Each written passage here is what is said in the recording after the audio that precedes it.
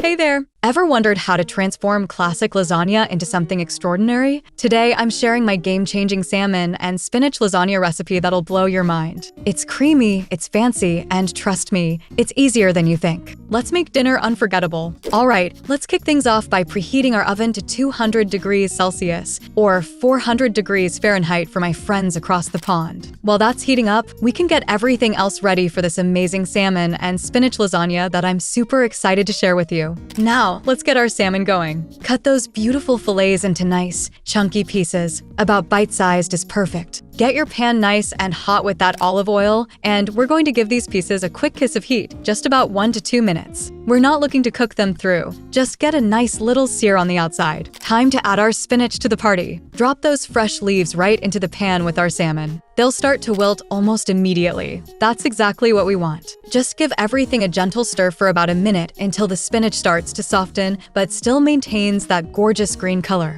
Also, if you want to upgrade your nonstick frying pan, I'll leave mine, which I'm very happy with, in the video description. Let's work on our creamy sauce now. In a bowl, we're combining our creme fraiche, which gives such a lovely richness, with a squeeze of fresh lemon juice, a touch of nutmeg. It's our secret weapon here, and season it with salt and pepper. Give it all a good mix until it's perfectly combined. Here comes the fun part, assembly time. Pour half of our beautiful sauce into the bottom of your lasagna dish, making sure it's evenly spread. Then lay down your first layer of lasagna sheets. Don't worry if they don't fit perfectly. We can break them to size if needed. Next up, we're spreading our salmon and spinach mixture evenly over those pasta sheets. Make sure you're distributing everything nicely so each bite will have that perfect balance of flavors. Time for another layer of pasta sheets, and then we'll pour over the remaining sauce. Make sure you're getting right to the edges. We want every bite to be deliciously saucy. Now for the crowning glory, let's blanket the whole thing with our mozzarella and Parmesan cheese. The combination of these two cheeses is going to give us that perfect melty,